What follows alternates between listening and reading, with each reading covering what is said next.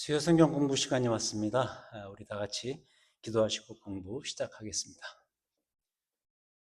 하나님 아버지 감사합니다.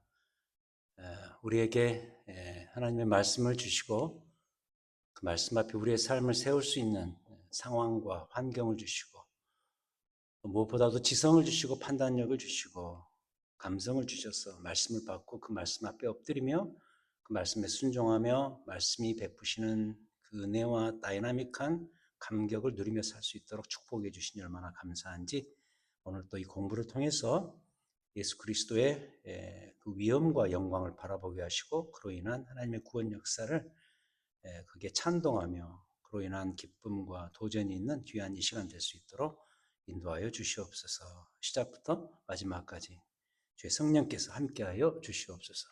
예수 그리스도의 이름으로 기도드립니다. 아멘.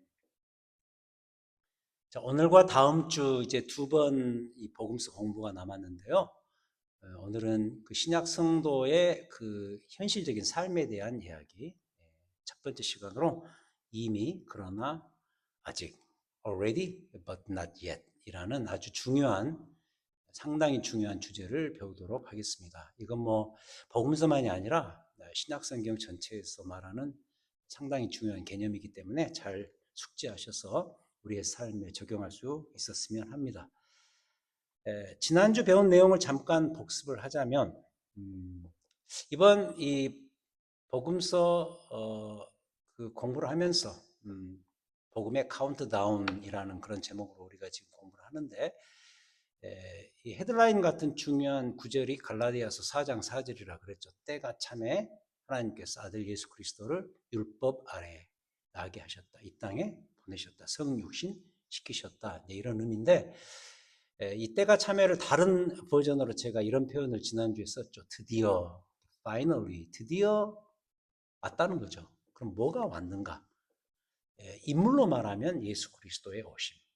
역사의 결정적인 사건이었죠. 그리스도의 성육신 자체가 역사 속에 가장 드라마틱하고 가장 결정적이고 최고의 사건이었다. 이것을 말해주고 그 인물이 몰고 온 사건 중심으로 드디어를 해석하자면 드디어 예수 그리스도께서 십자가에 죽으시고 부활하심으로 말미암아 모든 것이 완성되었다. 이런 주제였습니다. 그래서 이 신약성경 사복음서의 주제가 이 두 가지를 그 시작부터 마지막까지 계속해서 이야기하죠. 한마디로 사복음서는 그리스도의 오심에 대한 이야기거든요. 그리스도께서 오셔서 무슨 일을 행하시고 특히 그 십자가와 부활 사건을 통해서 구약성경에서부터 계속 이야기해왔던 구원의 그 완성의 드라마를 어떻게 이 피오리어드, 방점을 찍으셨는가. 이 이야기가 바로 사복음서의 주제인데 그걸 다시 환원해서 결정적으로 말해주는 그 표현이 바로 때가 참에라는 그 표현인 것이죠.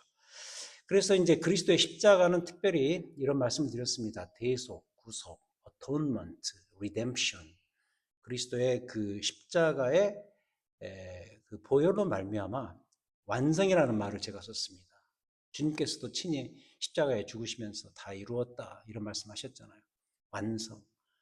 구약에서 그림자로서 이미 다 보여주었던 그 모든 구원의 완성의 스토리를 십자가 위에서 다 친히 이루신 것이죠. 그래서 이제 그로 말미암아 십자가의 그 대속으로 말미암아 우리가 새로운 신분으로서 하나님의 자녀, 하나님의 백성으로서 살아갈 수 있는 기초가 된 것이죠. 그게 십자가였고 부활은 그럼 뭐냐 이런 표현을 썼죠. 우리의 영생 구원의 첫 열매, 부활의 첫 열매로서 지금 우리가 현재적으로 그 영생을 맛보고 누리는 것 그리고 그리스도의 재림 이후에 있을 영원한 부활 생명의 신호탄 역할을 하게 된 것이 바로 그리스도의 부활이었다. 이런 이야기를 우리가 지난주에 배웠습니다. 그렇다면 오늘 공부에서는 뭘 배우느냐? 일단은 이 십자가와 부활에다가 뭔가 중요한 하나를 추가시켜야 되는데 그게 바로 화면에 나오는 것처럼 예수 그리스도의 재림이 되겠습니다. 이 재림의 문제를 잠깐 생각을 해보아야 오늘 이 공부의 주제인 이미와 아직의 그 내용을 우리가 깨달을 수가 있기 때문이죠. 자, 재림. 예수님께서는 자신의 사역 후반부로 갈수록 그 재림에 대한 자신의 재림의 문제를 본격적으로 언급을 하시기 시작합니다. 다음이 대표적인 구절들입니다. 화면에 1번, 2번으로 나오지 않습니까? 자, 먼저 첫 번째는 감람산 강화입니다. The Olivet Discourse라고 우리가 말하는데, 예수 그리스도께서 그 임종 전에 새 복음서에 다 나오는데, 이 감람산에서 제자들을 향해서 중요한 설교 한 편을 행하십니다. 왜 감람산 강화냐면 이 올리벳 마운틴, 그 감람산에서 예루살렘 그 성전을 바라보면서 제자들이 묻죠. 이 성전이 어떻게 될 것인가? 그러자 예수 그리스도께서 돌 위에도 돌 하나가 남지 않을 정도로 완벽하게 다 눈에 보이는 이 성전이 무너질 것이다. 없어져 버릴 것이다. 이런 이야기를 전반적으로 그 내용에 대한 전반적으로 하시게 된 설교가 뭐냐면 이 감람산 강화. 그래서 이 감람산 강화는 종말이 어떤 문제로 어떤 상황으로 이루어질 것인가에 대한 예수님의 애언 같은 것입니다. 마태복음 24장, 마가복음 13장, 누가복음 21장에 공이 나오는 그런 설교입니다. 대표적으로 거기 보면은 누가복음 21장 27절 감람산과 관련된 그런 부분인데, 그 누가복음 21장 27절에서 이런 이야기를 하십니다. 그때 사람들이 인자가 구름을 타고 능력과 큰 영광으로 오는 것을 보리라. 그러니까 예수님의 자신의 그 재림에 대한 이야기를 여기서 딱 점을 찍어서 해버리시는 거죠. 난 다시 올 것이다. 그리고 이제 마태복음으로 돌아오면 마태복음 감람산 강화가 있는 24장 바로 그 다음 장인 25장에서 우리가 잘 알고 있는 친숙한 여러 가지 비유들을 말씀하시죠. 예를 들어서 10처녀 비유, 5처녀는 기름을 준비하지 않았고 5처녀는 기름을 준비했고, 그 신랑이 온다는 이야기죠. 그러니까 그 재림에 대한 이야기를 거기서 하시는 거죠. 그리고 달란트 비유도 마찬가지고, 달란트를 다 맡겨놓고 종들에게 다시 돌아올 그 주인에 대한 이야기를 하시고, 그리고 그 다음에 이제 양과 염소 비유, 결국 심판자 되실 예수 그리스도께서 오셔서 모든 마지막 상황에서 심판을 하실 것이라는 그런 예언들. 자, 이런 비유들을 통해서 그 예수님 자신의 재림이 암시되어 있습니다. 그리고 이제 이건 찾아보셔야 되는데, 그리고 실제로 예수님께서 부활하신 이후에 사도행전 1장에 보면은 가장 확실하게 이 재림에 대해서 언급하고 주님이 승천을 해버리십니다. 여러분 성경을 한번 보시기 바랍니다. 사도행전 1장 6절입니다. 신약성경 187페이지 사도행전 1장 6절입니다. 자, 그들이 모였을 때, 제자들이 모였을 때 예수께 그들이 묻습니다. 중요한 질문을 하죠. 주께서 이스라엘 나라를 회복하심이 이때니까? 이렇게 물으니 예수님이 답변하시는데, 때와 시기는 아버지께서 자기의 권한에 두셨으니 너희가 알 바 아니다. 그러면서 이제 그 유명한 구절이죠. 오직 성령이 너희에게 임하시면 너희가 권능을 받고 예루살렘과 온 유대와 사마리아와 땅끝까지 이르러 내 증인이 되리라 하시니라. 이번 10주 복음서 공부가 끝나면 이제 사도행전으로 한 주 쉬고 넘어갈 텐데 8주 동안 할 터인데 이 1장 8절은 앞으로 그 성령 강림 이후에 교회가 해야 될 일에 대한 그 태스크를 말하는 굉장히 중요한 구절이죠. 근데 이제 9절에 보시면 이 말씀을 마치시고 그 제자들이 보는데 올려져 가십니다. 승천하십니다. 구름이 그를 가리어 보이지 않게 하더라. 의아해서 다 쳐다보고 있는데 11절에 그 천사가 그런 이야기를 합니다. 갈릴리 사람들아 어찌하여 서서 하늘을 쳐다보느냐? 너희 가운데서 하늘로 올려주신 이 예수는 하늘로 가신 분 그대로 다시 오시리라. 너무 완벽한 증언이죠. 그러니까 그리스도 자신의 그 재림에 대한 이야기를 생전에 제자들에게 그런 식으로 가끔 하셨던 예수님이 실제로 이제 올려져 가시면서 승천하시고 물리적으로 주님이 부활하신 주님이 안 보이는 거죠. 그러면서 그 이유는 뭐냐? 승천하신 이유는 뭐냐? 다시 오실 것이기 때문에. 자, 그럼 보세요. 제 생각에도 그렇습니다. 제 생각에도 예수님 부활하신 이후에 제자들이 가졌던 그 궁금증, 그게 뭐죠? 아까 6절에서 이미 보았죠. 주께서 이스라엘 나라를 회복하시니 이때니까. 주님 십자가에 죽으시고 부활하셔서 다 완성하셨으면 이제 된 거 아닙니까? 그런 이야기 아니겠어요? 특히 정치적인 그런 의미가 담겨져 있는데 구약 성경에서 우리의 이 물리적인 나라, 이 이스라엘을 회복시키겠다고 끊임없이 약속하셨는데 그 일을 이루시려면 메시아 당신 같은 분이 오셔야 되는데 당신이 맞습니다. 당신이 이미 메시아로 오셔서 그 모든 일을 다 이루셨는데 그럼 된 거 아닙니까? 근데 무슨 재림입니까? 이런 느낌. 이 질문이 바로 그런 의미인 거죠. 저는 이 말을 지금 우리 버전으로 바꿔 표현하면 이런 거라고 봅니다. 이렇게 우리가 물을 수 있는 거죠. 주님, 이거면 다 되지 않습니까? 다 완성된 거 맞지 않습니까? 사실이 그렇고 십자가와 부활로 다 이루셨으면 우린 이제 우리 현실의 삶으로 돌아와서 볼 때 그 십자가의 대속의 완성과 부활의 영생으로 말미암아 아무 갈등 없이 아무 문제 없이 잘 살아야 되지 않겠습니까? 이게 맞는 것 같은데 주님 어떠십니까? 이런 질문 아니겠습니까? 하지만 그렇습니까? 전혀 그렇지 않습니다. 우리의 현실을 보면 그렇지가 않습니다. 이런 질문을 한번 해보자고요. 자, 예수 그리스도를 믿으면, 다른 말로 바꿔서 그리스도의 십자가와 부활을 믿으면 그리스도인이 된다. 새 사람이 된다. 거듭나서 하나님의 자녀가 된다. 대답 뭐예요? Yes or no? Yes. 맞는 얘기입니다.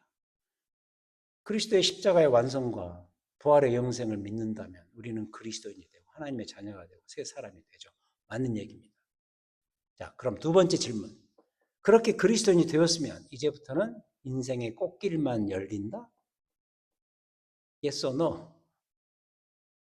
대답은 뭐죠? No입니다. No. 이건 틀린 얘기입니다. 왜 틀린가? 우리의 현실을 보면 알 수 있잖아요. 우리의 현실이 그렇지 않단 말이죠. 자, 이 딜레마죠. 이 딜레마에서 벗어나지 못해서 문제가 생긴 집단들이 있습니다. 예를 들어서 기독교 신앙을 이런 차원으로 오해를 해서 생긴 이단, 한국산인데요. 한국의 과거에, 지금도 뭐 있습니다만은 과거에 아주 기승을 부렸던 구원파라는 이단이 대표적인 거죠. 구원파 이단은 일단 신학적으로 이걸 잘못 이해를 한 것이죠. 그래서 그리스도를 정말 믿었으면 우리는 천국에서 이미 살고 있다. 특히 우리가 모이는 그 집단은 천국의 자리다. 그러면서 그들이 드리는 예배, 그들은 이제 집회라고 이야기를 하는데 거기 가면은 이미 실제로 천국에서 사는 사람들만 모여 있으니 이곳이 천국이다 하면서 천국을 그런 식으로 이미 맛보고 있다고 착각을 하고 모이면서 살아갔던 그들 아니겠습니까? 딜레마죠. 문제가 있지만 딜레마죠. 맞죠. 우리의 갈등입니다. 그럼 이 문제를 어떻게 해결해야 될까? 해결책을 찾아야 되는데 이게 오늘 공부의 주제입니다. 그 해결책이 뭐냐? 이미, already, 그러나 아직, but not yet. 이겁니다. 자, 그럼 이미부터 보겠습니다. 이미의 문제. already. 재밌게도 이 이미는 사실 이미 다 설명드렸다고 보시면 돼요. 왜냐하면 예수 그리스도의 십자가와 부활로서 2000년 전에 이미 다 완성이 되었기 때문에 이미죠. already. 다시 강조합니다. 그리스도의 십자가의 대속으로 말미암아 우리가 감당해야 될 죄값이 그 십자가 위에서 다 치러졌습니다. paid in full. 그 히브리서에 보면은 단번에라는 말이 많이 나오거든요. once for all. 단번에 그냥 한 방에 예수 그리스도께서 십자가 위에서 우리의 죄를 다 청산하신 것이죠. 다 지우신 것이죠. 그걸 놓고 우리가 구속이라고 말하죠. 대속이라고 말하죠. 구약에서 수없이 시간적으로, 공간적으로 그 장구한 세월 동안 언급해오고 다뤄왔던 그 제사 절차들, 방법들, 그리고 장소, 성막, 성전. 그런데 예수 그리스도께서 친히 대제사장 되시고, 또 놀랍게도 대제사장 되셨으면서도 그 대제사장에 의해서 죽임을 당해야 될 어린 양이 되셔서 완벽하게 paid in full, 십자가 위에서 그 모든 죄값을 치르셨어요. 그게 구속이에요. 완성된 구원. 그리고 3일 만에 부활하셔서 영생 구원의 첫 열매가 되어주셨어요. 다 완성되었어요. 그래서 뭐죠? 임입니다. 이미. 이 사실을 믿고 사는 우리는 그래서 천국 영생의 축복을 이미 미리 foretasting, 맛보며 삽니다. 제가 뭐 예외가 맞는지는 모르겠습니다만은 그런 거 있죠. 우리 어렸을 때 엿장수들이 엿을 팔기 위해서 가위질하면서 그 가위질 소리가 들리면 얼른 뛰어나가서 맛보기를 보지 않습니까? 그 실제 그 엿을 맛보고 진짜 이제 엿을 정식으로 사는 거죠. 그런 식으로 미리 맛보는 이 foretasting, 신학자들이 이야기하는 좋은 표현인데요.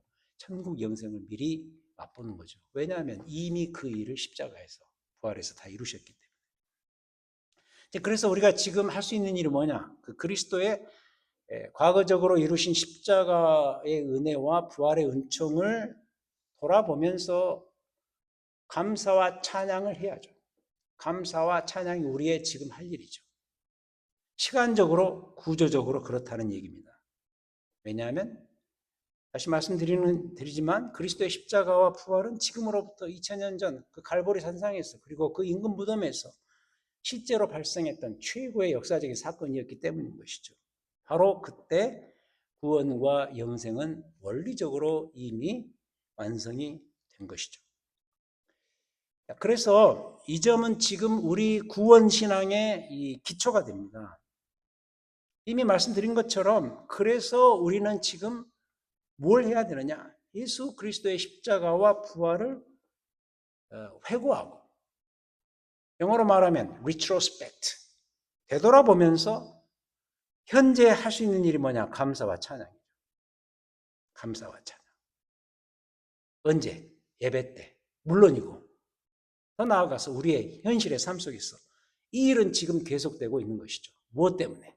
2000년 전에 이미 완성하신 그 그리스도의 구속의 부활의 구원의 완성으로 말미암아 이 일은 이 감사와 찬양의 삶은 계속되고 있는 거죠. 좋은 예가 있습니다. 이제 제 예를 한번 들어드리도록 하겠습니다. 저만이 아니죠. 뭐 우리 모두 다 그렇지 않습니까? 우리의 주일 예배를 놓고 보자면 주일 예배 항시적 주제가 뭐든가요? 여러분, 왜 주일마다 교회에 오셔서 예배 드릴 때 과거적으로 있었던 그리스도의 십자가와 부활을 우리는 끊임없이 찬양하고 노래하지 않습니까? 그런 찬송가 가사 있죠. 나 항상 듣던 말씀. 항상 듣던 말씀. 매주 주일마다 오지만 항상 듣는 그 이야기. 그분이 이루신 구원의 완성. 이걸 매주 이야기하는데 질리지도 않아요. 들을 때마다 새로워요. 그만큼 역대급이고 중요한 사건이었기 때문인 거죠. 제 경우도 그렇습니다. 저의 그 주일 예배 때 이제 제가 예배를 인도하기도 하지만 또 설교도 하지 않습니까? 요새 제 주일 설교의 대주제는 늘 그리스도 그분의 십자가와 부활입니다. 구속사 시리즈로 설교를 하는데 구속사 시리즈라는 게 뭐냐면 구약성경에서 말하는 그 구원 역사의 그 장엄한 스토리가 결국은 예수 그리스도의 십자가와 부활을 겨냥하면서 왔다는 그 이야기를 지금 제가 하는 거죠. 구약성경을 놓고 이야기할 때 그렇다는 거죠. 뭐 신약성경은 이미 완성된 십자가와 부활을 이제 돌아보면서 쓰인 책이기 때문에 그 내용이 더 말할 필요도 없이 주가 될 수밖에 없죠. 그러니까 저만 보더라도 그렇습니다. 저만 보더라도 저를 포함해서 교회가 항상 이 시점에서 이 임의의 문제를 생각해야 된다는 거죠. 그분의 십자가와 부활을 돌아보고 회고하면서 지금 우리가 할 수 있는 일은 그 일을 이루신, 그 업적을 이루신 예수 그리스도 그분을 찬양하고 그로 인한 감격과 감사가 있어야 되는 거죠. 좀 이게 추상적으로 들리신다면 현실적인 이야기를 해보자고요.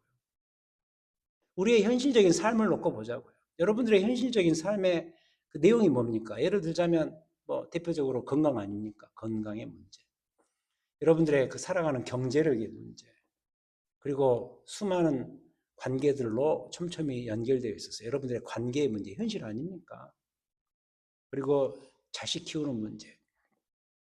이런 현실적 삶을 지배하는 중요한 새롭게 등장한 삶의 효소, 케미컬. 저는 이 케미컬이라는 말을 많이 쓰는데 그런 현실적인 삶을 뒤에서 푸시하고 화학적으로 반응을 일으키면서 작용하는 그 케미컬. 그게 은혜라는 거예요. 은혜. 이 은혜라는 말이 어디에서 왔습니까? 저는 예를 들어서 뭐 좋은 설교를 듣고 우리는 은혜 받았다. 그런 이야기를 하는데 이 은혜라는 말이 좀 추상적으로 외부 사람들에게는 들려질지 몰라요. 하지만 우리는 그 말의 의미를 알잖아요. 은혜라는 말의 의미를 알잖아요. 이 말이 그럼 도대체 어디서 왔는가? 저는 예수 그리스도 그분의 십자가와 부활에서 비롯되었다고 확신해요. 거기에서 비롯된 거예요. 이 은혜라는 말이. 이 은혜라는 말이 실감 나지 않으신다면 비교를 해보시면 알아요. 우리 자신도 그렇습니다. 예수 믿기 전에 옛사람. 에베소서에는 그 예수 믿기 전의 모습을 옛사람, old self라는 그런 표현을 쓰죠. 옛사람. 그 옛사람의 특성이 뭐였어요? 여러분 자신이 예수 믿기 전에 그 옛사람의 모습을 갖고 살아갈 때 여러분의 그 삶의 모습이 뭐였어요? 저는 성경적으로 이렇게 풉니다. 옛사람의 특성이 뭐냐면 불안입니다. 불안. 가인에게서 볼 수 있죠. 가인이 동생 아벨을 죽이고 에덴 동산에서 추방되면서 그의 삶의 특징이 뭐였어요? 이 세상에서 유리방황하는. 쫓기지 않는데도 누군가에 의해서 쫓김을 받고 있다고 느끼는 그 불안한 인생. 가인적인 인생이죠. 죄인의 모습이고 옛사람의 모습입니다. 불안이 증폭되면 어떤 모습으로 삶의 특징이 나타나느냐? 불만입니다. 만족하지를 못해요. 항상 내 욕망이 중심이 돼요. 그게 집단적으로 도졌던 때가 바로 이스라엘 백성들의 출애굽 이후의 광야 생활이 아니겠습니까? 그들의 삶의 특징은 원망이었습니다. 혼자 아니고 그 많은 사람들이 계속 원망하면서 불안하고 불만이 있으니까 원망을 하는 거죠.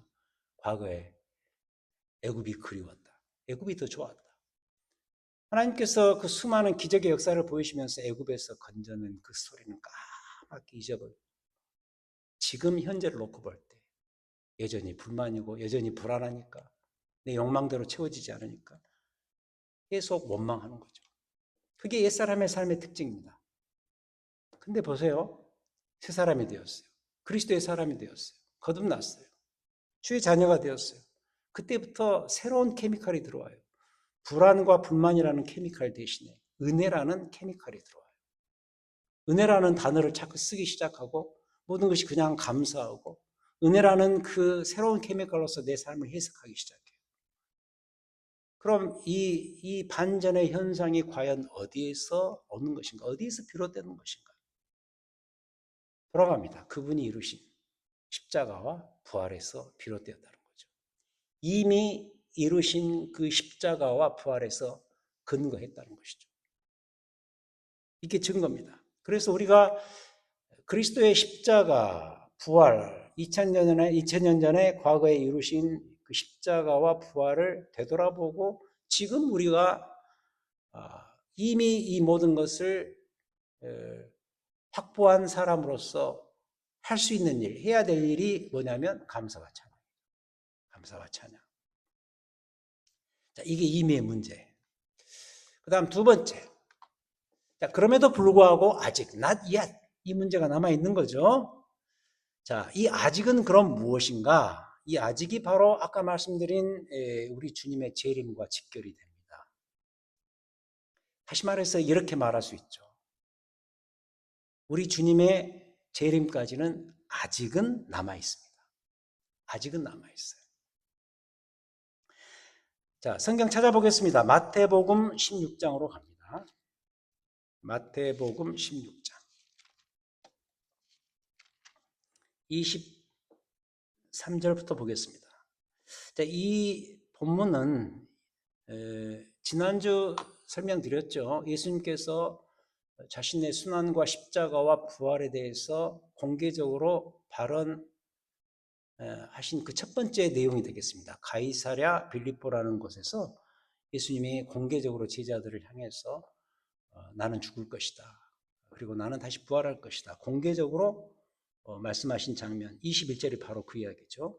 제자들에게 비로소 자신의 죽음과 3일 만에 살아날 것을 나타내셨다.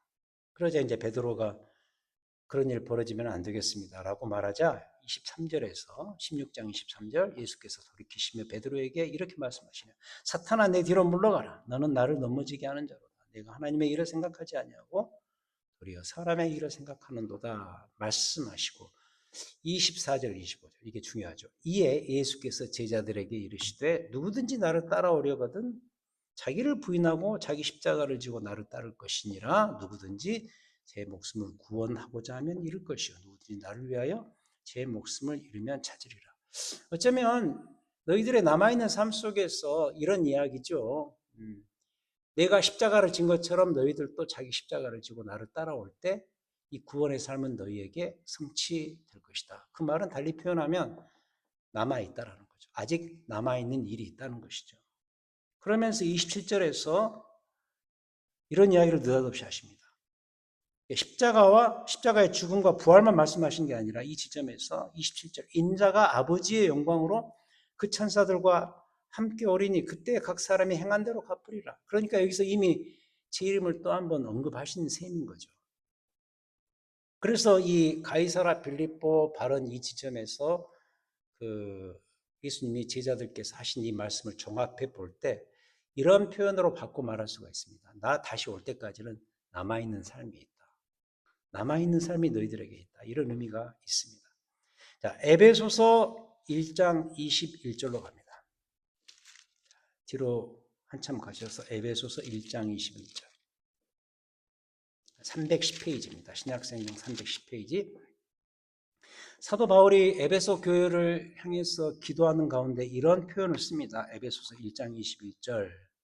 그리스도의 그 위엄과 권세에 대한 이야기인데 모든 통치와 권세와 능력과 주권과 이 세상뿐 아니라 오는 세상에 일컫는 모든 이름 위에 뛰어나게 하시고 그리스도의 이름이 뛰어나는 데 있어서 그 영역을 뭘로 말하죠? 이 세상과 오는 세상.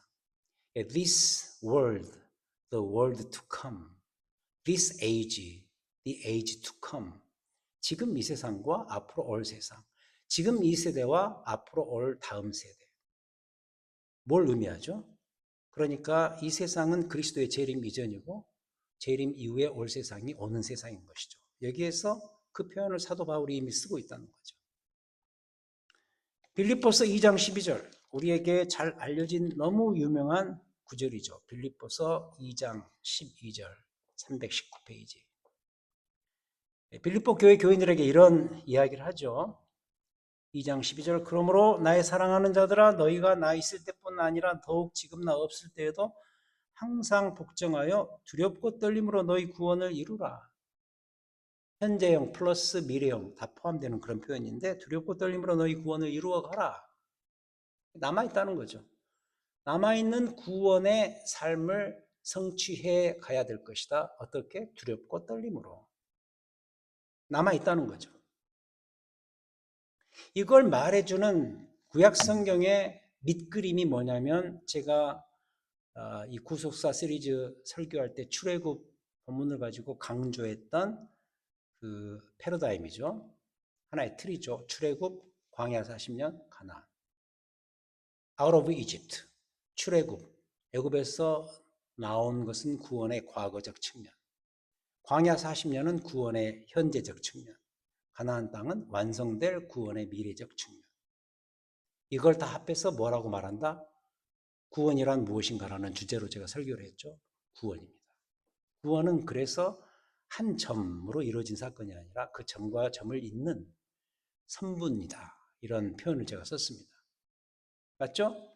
구원은 과거적으로 십자가의 그 은혜로 말미암아 이미 구원받았지만 현재적으로 예수 그리스도께서 다시 오실 때까지, 미래적으로 다시 오실 때까지 현재적으로 남아있는 삶을 살아가는 것, 이게 구원이죠.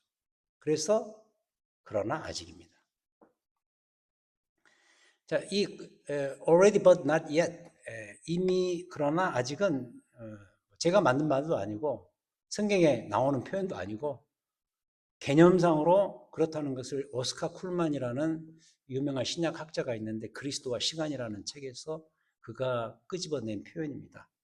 이걸 잘 말해주는 좋은 예화가 뭐냐면 여러분 그 2차 세계대전 때 D-Day와 V-Day가 있었잖아요. 노르망디 상륙 작전으로 말미암아 그날이 D-Day였는데 그 영화 그 스티븐 스필버그가 만든 Saving Private Ryan, 그 라이언 일병 구하기라는 그 영화에서 그게 잘 묘사가 되는데 그렇잖아요.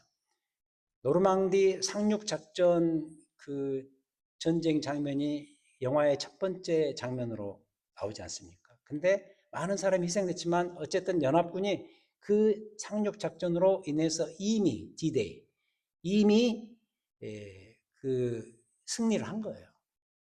그런데 그 뒤로 베를린까지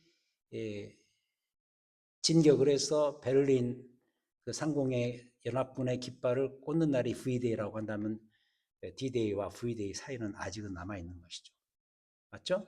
오스카 쿨만이라는 참 탁월한 신학자가 이런 표현을 써서 우리에게 이 구원의 신약성경에 나오는 구원의 모습을 잘 설명을 해 주었습니다. C.K. 바렉트라는 학자는 이걸 더 발전시켜서 이걸 셋으로 구분했죠. 제가 아까 이미 출애굽 광야 40년 가나안 그 그림을 가지고 설명했던 것처럼 우리의 구원은 이미 이루어진 구원이다. 과거적으로. fulfilled salvation. 그 다음 지금 이루어져 가고 있는 구원, 현재적 구원이죠. The salvation being fulfilled. 그 다음 마지막 미래적으로 완성될 구원. The salvation to be fulfilled. 미래에 이루어질 완성될 구원. 이렇게 셋으로 구분했지만 이 구분 역시도 오늘 주제인 이미 그러나 아직과 같은 의미입니다. 자, 그럼 이 그러나 아직의 상황에 놓여 있는 우리로서 필요한 것이 뭘까? 지금 현재의 삶 속에서. 아까 말씀드린 것처럼 그리스도의 과거의 십자가와 부활을 리트로스펙트, 회고할 때는 우리가 현재 할 수 있는 일이 주일 예배나 우리의 삶 속에서 은혜라는 그 새로운 케미칼로 감사와 찬양을 하고 있다면 미래의 그리스도의 재림을 프로스펙트, 전망하고 바라보면서 살아가는 지금 이 현재적 삶을 살아가는 지금의 신자가 할 수 있는 일이 무엇일까? 그게 아까 빌립보서 2장 12절에서 말하는 두렵고 떨림이죠. Trembling, with fear and trembling, 두렵고 떨림으로. 저는 이걸 화면에 나오는 이 표현, 긴장 속에 소망을 품고 살아가는 모습이다. 이렇게 말씀드리고 싶어요. 로마서 8장에서는 사도 바울이 그리스도의 재림과 함께 이루어질 그 영광의 날을 소망하면서 현재의 고난은 장차 다가올 그 미래의 영광과 비교할 수 없다라고 말하면서 그 날을 목 빼면서 기다리는 온 세상의 피조물로서 우리의 모습을 설명하죠. 간절한 기대와 소망을 품고 그리스도의 재림을 바라보면서 지금 현재 긴장 속에서 살아가야 된다. 그 긴장을 표현한 구절이 빌립보서 1장 12절 두렵고 떨림이죠.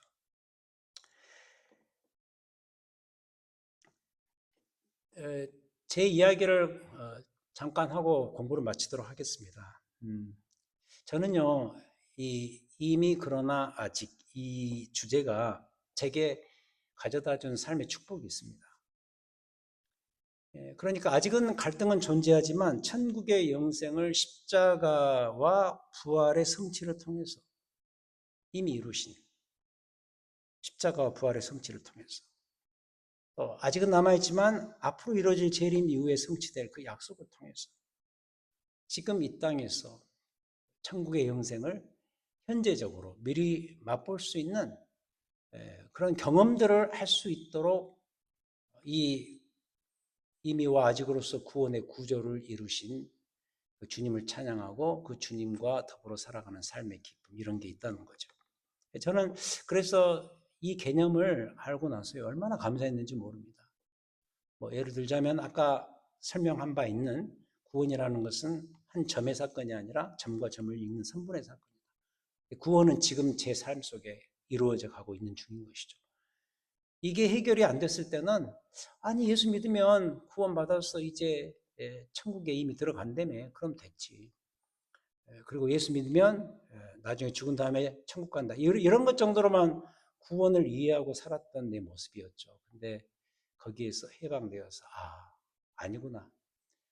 그리스도의 십자가 부활과 그리스도의 재림 사이에 끼어있는 이 현재 광야 40년의 삶이 이미 내게 축복이구나. 주와 더불어 살아갈 수 있는 삶의 비결과 모습들이 내게 이미 예비되어 있구나라는 것을 이렇게 클리어하게 이렇게 설명해 준 이것이 바로 이미 그러나 아직입니다. 그래서 저는 개인적으로 이런 것들을 잘 이렇게 설명해 준 이 신학자들에 대한 고마움이 있습니다. 오스카 쿨만이라든지 뭐 C.K. 바레트라든지 이런 분들이 이런 걸 잘 설명을 해줬어요. 얼마나 감사한지 몰라요. 그래서 이런 제안을 드리고 싶어요. 염려 말자고요. 신약 시대에 산다는 것의 특징이 이거예요. 신약 시대는 뭐냐면 구약 시대하고 달라요. 구약 시대는 예수 그리스도께서 오시기 이전이거든요. 그래서 모든 것이 다 그림자예요. 다 미래의 문제예요. 근데 그리스도께서 2000년 전에 이미 오셔서 구원의 완성을 원리적으로 이루셨단 말이죠. 이미 출애굽을 시키셨어요. 출애굽을 했다는 것은 가나안 땅으로 들어간다는 것은 이미 전제한 거기 때문에 이미 구원받았어요. 근데 아직 재림은 남아있어요. 그러니까 신약 시대에 산다는 것은 이 두 사이에 끼어 있는 거예요. 그리스도의 이미 완성된 구원을 되돌아보고 앞으로 재림을 통해서 이루실 구원을 바라보는 이 두 사이에 끼어 있는 게 바로 신약 시대 성도들의 모습이요 삶입니다. 그래서 십자가와 부활을 통해서 이미 구원의 은혜를 베푸신 우리 주님이 우리와 이미 함께 계시고 또 다시 오셔서 온 세상 만물을 평정하시고 완벽한 영생을 허락하실 우리 주님의 재림이 남아있기 때문에 아직은 아닌 거죠. 이 둘 사이에 끼어 있는 것이 고민이고 갈등이 아니라 오히려 축복으로 하시고서 적절한 감사와 찬양이 있고 그리스도의 십자가와 부활을 회고하면서 감사하고 찬양하는 우리의 예배와 우리의 만남과 우리의 삶이 되어야 되고 동시에 적절한 긴장과 균형을 유지하면서 살아가야 된다는 것이죠. 그게 우리 신약 성도들의 삶의 특징이에요. 마치 이스라엘 백성들이 광야에서 이미 과거의 출애굽한 역사를 되돌아보면서 하나님을 감사하고 하나님께 찬양을 했고 동시에 앞으로 미래에 들어갈 가나안 땅을 소망하면서 긴장 속에서 살아가야 순종하면서 살아가야 했던 것처럼 지금 우리도 이 두 사이에 끼어 있다는 것을 꼭 기억하시기 바랍니다. 그리고 놀라운 사실이 있습니다. 요한복음에 나오는 그 표현처럼 보혜사 성령을 주께서 내가 떠나면 보혜사 성령을 너희에게 보낼 것이다. 너희와 그가 함께 하실 것이다. 성령께서 이 사이에 끼어 있는 우리의 삶을 축복하시고 격려하시고 함께 도우실 것이다. 교회와 말씀을 통해서 여러 가지 방식으로 분명히 도우실 것이라는 거죠. 자, 이미와 아직 사이에서 신실하게 주의 백성으로서 담대함을 가지고 동시에 긴장감을 가지고 잘 살아가시는 우리 모두가 되시기를 우리 주님의 이름으로 축원드립니다. 자, 다음 주는 두 번째 신약 이 성도들의 삶의 특징으로서 복음의 위임 명령에 순종하는 삶. 다시 말해서 복음을 전하고 나누는 삶의 중요성을 우리 주님의 마지막 지상 명령 그 메시지를 통해서 우리가 공부를 하고 복음서, 복음의 카운트다운이라는 이 10주간의 공부를 다음 주에 마치도록 하겠습니다. 기도하시겠습니다. 하나님 아버지 감사드립니다. 우리가 뭐길래 우리를 사랑하셔서 이 땅에 오셔서 우리의 죄를 대속하시기 위해서 십자가에서 그 보혈의 피를 흘리시고 또 부활하셔서 우리의 부활의 영생의 첫 열매가 되어주시고 이 사실을 깨달은 자들에게 무한한 감사와 찬양과 은혜의 축복을 베풀어 주심 다시 한번 감사드립니다. 하지만 아직 남아 있습니다. 주님 오시는 그 날까지 우리의 남아있는 이 삶 속에서 남아있는 구원을 순종과 믿음 안에서 잘 이루어가는 신실한 이 시대에 귀한 믿음의 백성들 될 수 있도록 인도해 주시옵소서. 삶에 여전히 일어나고 있는 여러 가지 갈등, 아픔들 주께서 함께해 주시옵소서. 그들을 찾아가 주시고 신원해 주시고 주께서 약속하신 것처럼 주의 성령의 도우심을 통하여서 그걸 이겨내고 믿음으로 승리해 나가는 우리 성도님들의 남은 삶이 될 수 있도록 도우시옵소서. 우리와 늘 함께 하시고 우리에게 다시 오시겠다고 약속하신 우리 구주 예수 그리스도 이름으로 간절히 기도하였습니다. 아멘.